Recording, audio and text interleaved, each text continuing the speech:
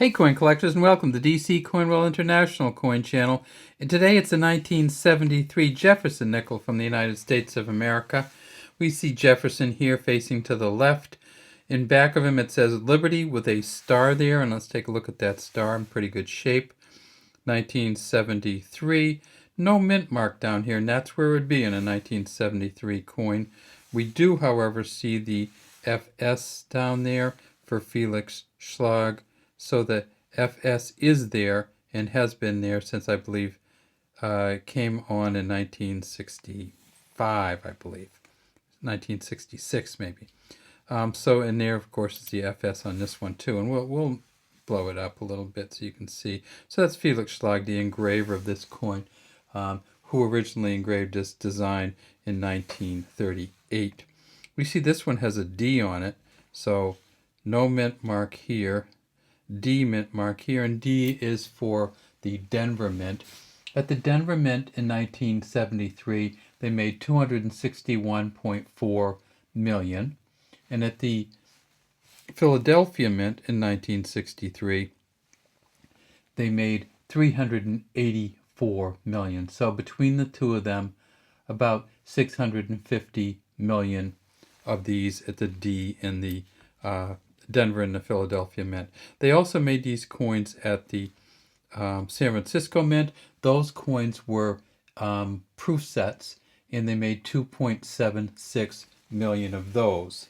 In addition, they put out some of these coins in uncirculated sets, and of course that's where these two came from. You can tell just really by looking at them that it must have been an uncirculated set. And look at the amazing color on this one here. This one is almost worth sending out to be graded. The problem with grading these is that at an MS65, these are worth $4 to $5. So it would have to be graded much higher than MS65 for it to be worth even paying to have it graded. One of the ways we would try to determine that is to kind of flip it over and look at the steps. And this one actually is pretty good.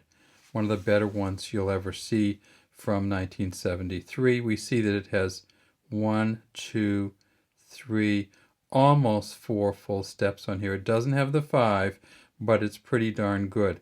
It's not so great up in here, but that's interesting because you'd think that up in here would be better, but it does have 4 good steps on it. So again, this might be worth getting it graded, but it would cost maybe $10 to $15 to get it graded. It says E pluribus unum at the top, Monticello underneath the building, and of course that's Thomas Jefferson's home in Virginia. 5 cents here, and down at the very bottom it says United States of America. And look at that color there. Just a real sweet one. Let's take a look at the Philadelphia Mint one, and see what the steps look like on that one. Again, same kind of thing. We got 1, 2, 3, almost 4 full steps. Why do they look so similar? Well, one of the reasons they look so similar is because the dies that they use for the back of these are usable. It doesn't really matter. In other words, whether this is an S or a D, the die on the back is going to be the same that they punched these out with. And so these are probably new dies that they came around with in 1973. So if you get a chance, I guess the way to do this would be look through the 1973. Uncirculated sets probably would be the best place to find them. And if you can get 5 full steps, you'd be talking maybe in the 100+ range on these, probably even higher than that. What does a regular circulating coin look like from 1973? Well, here's the 1973 D that just comes like we got in our change. And look at that. You can kind of tell the difference between this 1973 D and this 1973 D, the circulated versus the uncirculated. And that's when you start looking at the steps, and you can see once these get into circulation, the steps just go. Let's also take a look at the Philadelphia 1973 circulated one. And again, even the FS gets worn out on these. And again, no steps at all. You couldn't even tell there were steps there unless somebody told you. And you certainly can hardly tell there was a doorway there. It's really, I mean, you could guess it, but the crenellations, all the different fencing kind of stuff up here. Very hard to see on that one. And then if you go to this one, you can see, you can see the posts in between holding up the fences around the top. You can see the different levels. You can see the very, very top, like the observatory part there with the windows and all the different roof lines. So when we're looking at these, we look for the steps first, and that's where we're going to get the money coins from. One of the other things you want to look at is if you do get these and do get the 1973 in the uncirculated sets, guess what they come with? Oh, you're not going to believe it. They come with an Eisenhower dollar. Two of them. They come with the Denver and they come with the Philly.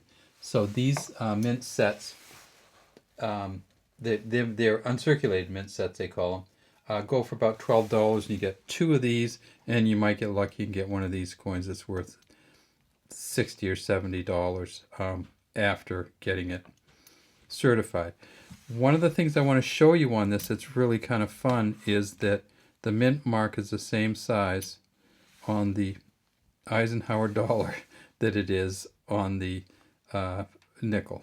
Look at that. That's really cool, huh? So they use the same mint mark on the dollar, same mint punch on the dollar that they use on the nickel. And look at the difference when you see it on the Eisenhower dollar. You see this little tiny thing here.